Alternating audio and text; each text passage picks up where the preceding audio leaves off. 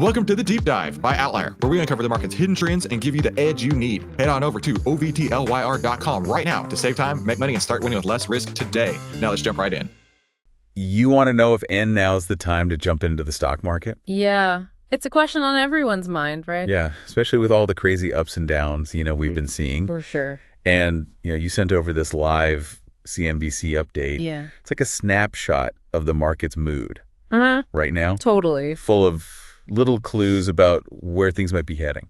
It really is. We've got a high yield environment, which always gets investors excited. Of course. But then you've got these contrasting sector performances that make you wonder what's really going on beneath the surface. Absolutely. It's like a puzzle. Yeah. And we're here to help you put the pieces together. Okay, so let's zoom in on some of these pieces. Okay. The S&P 500 just had 3 straight days of losses, but futures are hinting at a possible rebound. Interesting. What do you think? Is this just a blip, or is it the start of something bigger? It's easy to get caught up in the day-to-day drama of the market. But I always say, take a step back and look at the bigger picture. Right. Yes, the Dow had its worst drop since early September. But Bespoke Investment Group, who are pretty sharp when it comes to market analysis, They are. say it's not time to panic just yet. Okay. They remind us to focus on the 6-week trends. I see. Not just these daily dips and jumps. That makes sense. And remember, just last week, we had those strong earnings reports. Right. Especially from the big banks. Yes. Which seem to be driving a rally. Yeah. So what happened? Well, Did the 10-year Treasury yield, which just hit 4.25%, spook everyone? it definitely played a role. Okay.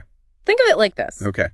Imagine you could park your money in a government bond Yeah. and get a guaranteed 4.25% return. Okay. Suddenly, that risky tech stock with the potential for big gains Right. doesn't seem so appealing, right? It's not up. When those yields go up, Yeah. stocks have to work harder to compete for your attention. Right. And sometimes that leads to a bit of a sell-off. Okay, I'm starting to see how all these pieces connect. Good. But here's another piece of the puzzle. Okay. Consumer discretionary stocks are down, Uh-huh. while real estate is holding steady, even going UP in some cases. Interesting. What's your read on that?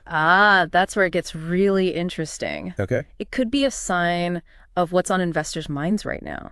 And real estate has historically been seen as that safe harbor. I see. It's tangible. It's understandable. Okay. It has intrinsic value. And it's not just individual investors either. Bro. Large institutions, pension funds, they all shift their portfolios when uncertainty rises. Yeah. And real estate often becomes a more attractive option. So what's the bigger picture here? Right. Is this sector divergence a sign that the economy is headed for trouble? Well, it's certainly something to keep an eye on. Okay. If consumer spending weakens significantly, Mm-hmm.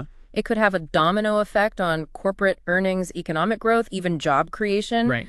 But it's not a foregone conclusion. Okay. The economy is a complex system, Right. and there are a lot of other factors at play. Right. Like we said earlier, we have to look at all the clues. Yes, we do. Not just one piece of the puzzle. Exactly. But this contrast between consumer discretionary and real estate yeah, does give us some valuable insights. it does. It tells us that investors are feeling cautious, For sure. they're prioritizing stability, Absolutely. and they're looking for safe havens. And for our listener, it reinforces the importance of diversification. Okay. Having exposure to different sectors, different asset classes, can help mitigate risk and protect your portfolio from those big swings. Yeah. If one part of the market is struggling, Yeah. another part might be thriving, Okay. and that balance can help smooth out the ride. It's like having a well-rounded team. Yeah. Some players might be having an off day, Uh-huh. but others can step up and keep things moving forward. We've covered a lot of ground today, We have. from daily market fluctuations to long-term trends, Yes. from tech earnings surprises to the sell the news phenomena. It's been quite a deep dive. But the most important thing is, what does all this mean for you, our listener? Well, it means you don't have to be a Wall Street guru to make smart investment decisions. That's right. By staying curious, by asking questions, by connecting the dots, Yeah, you can become a more informed and confident investor. exactly. We've given you the tools and the knowledge to start thinking critically about the market, Yes. to understand the forces at play, Uh-huh. and to make decisions that align with your own goals. And remember, the journey doesn't end here. The market is constantly evolving. It is. So continuous learning is essential. I agree. Stay engaged, stay informed, and never stop asking questions. We hope you've enjoyed this deep dive into the world of the stock market. Until next time, happy investing. Hey, thanks so much for deep diving with us today. Head on over to outlier.com. That's OVTLYR.com to save time, make money, and start winning with less risk today. And we'll see you next time.